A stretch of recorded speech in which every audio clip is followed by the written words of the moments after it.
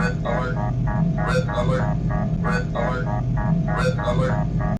Ladies and gentlemen, today I am bringing you the pinnacle of dumb. You have never seen stupid the likes of this. Facepalm protection will not be enough. I suggest you wrap yourself in mattresses and have medics on standby. This one is going to hurt.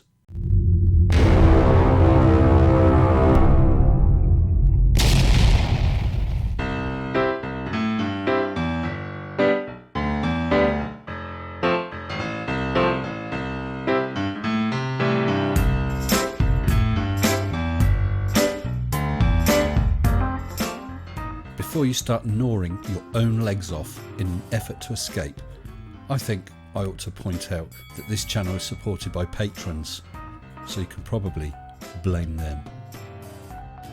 I greatly appreciate every single one of my patrons, including new patrons Eric Hare, Timo, Warren J, Cheesemondo, Brian A. Reid, Mr. Bozohead, Thomas B, Sven Arn Grimson, Andy Woods and Glenn Chapman, and my latest patron, Dark Saber. Thank you all so very much. We're all probably becoming fairly immune to the level of stupid amongst the flat earthers. We got Nathan Oakley, who just resorts to his mute button and shouting. That's just bullying. We got people like Sleeping Warrior and his egg experiment and relative density disequilibrium. Then we have the strange thoughts of Phuket Word, none of which really makes sense. And of course, deeper down the rabbit hole, we got people like Dell spinning a football with a hose on it. You think these are all stupid? You ain't seen nothing yet. Most of you will have heard of Flat Earth Aussie Jesus and his moon theory, where he believes that giants dug out the Grand Canyon and made an inflatable moon. Goodness knows what it was filled with, and that's his explanation for the moon. Actually, that explanation seems quite rational compared to what you're about to see. Well, I guess we're going to have to get stuck in. I can't delay this anymore. Be prepared for pain. The subject tonight is why you are an idiot. Now, he's a Bible literalist, and we've come across those before. You know, Noah's Ark really happened, the world, universe created in 7 days. All of that pretty much makes logical sense compared to what he's going to tell us tonight. I think we just need to get stuck in. Why you are an idiot. Roll VT. Okay, so today I'm going to talk about something interesting that I've been looking into. And I pretty much have the answer, but I haven't talked about it because it's just so crazy. Why you are an idiot. That's correct. It's just so crazy. It's the only sane thing you say in this video. But I'm going to talk about it now. Okay?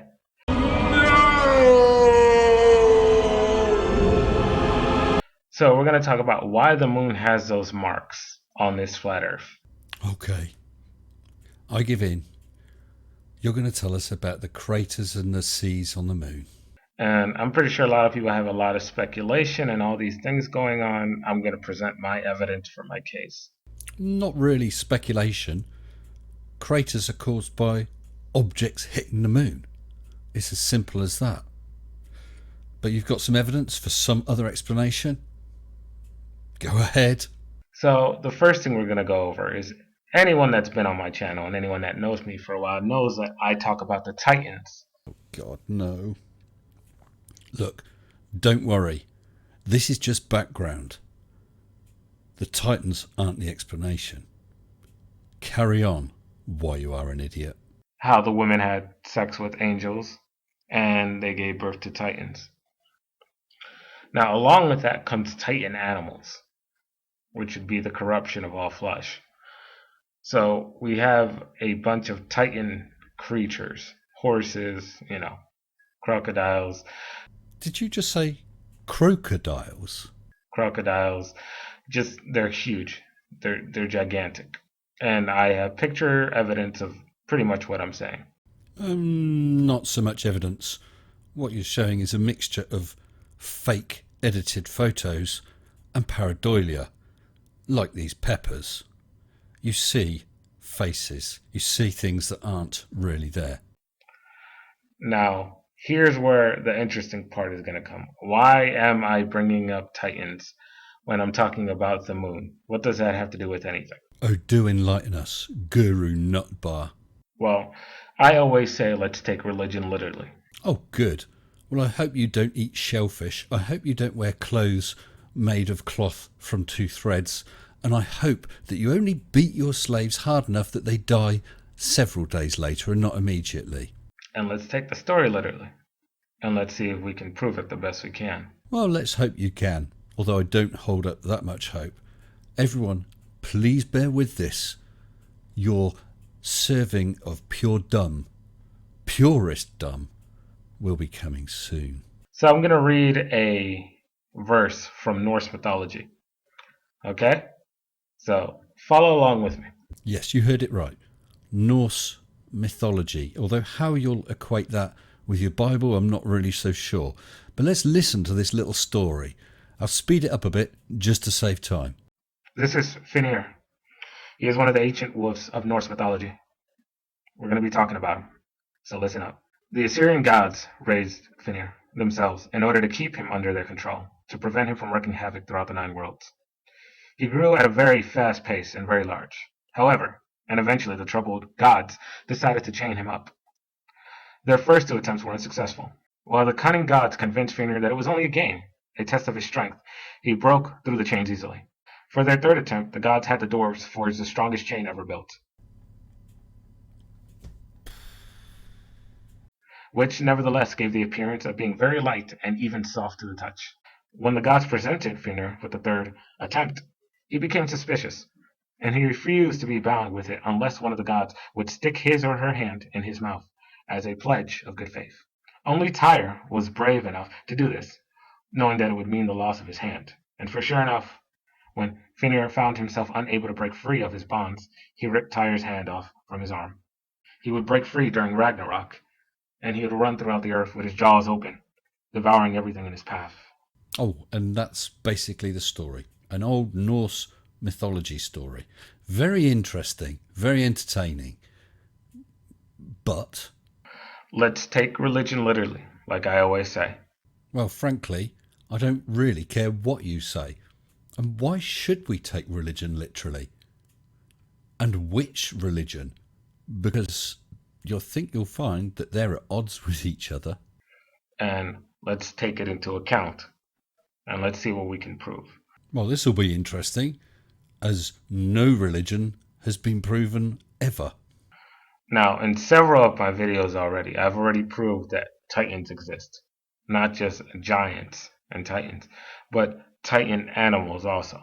No, me old mucker, in several of your videos, you've made some wild, lame-ass claims. I'm going to show you something. Excuse me while I whip this out. Here is a ball. Now remember, I have given everybody fair face palm protection warning. Be prepared. Now, the ball doesn't look like much, right? It just looks like a regular ball. Well, this ball right here was chewed on by a dog. Okay. That's why it has those little marks over here. Just take a look at these marks. Okay? Nice and close. Take a look at them. Red alert, red alert, red alert, red alert. You should all get prepared now.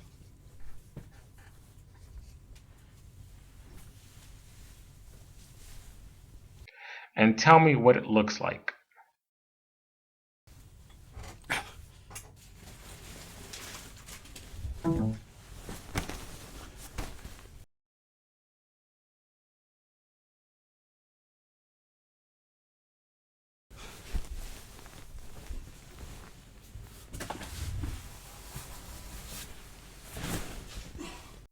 So, what is the conclusion that I'm coming to?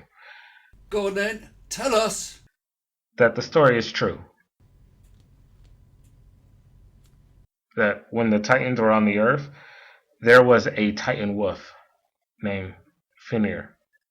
And he grew to immense sizes. My guess is he at least grew to one of those mountain-sized Titans. that we see in the pictures. And he was actually able to somehow jump up or somehow run up and actually chew on the moon. What you talking about, Willis?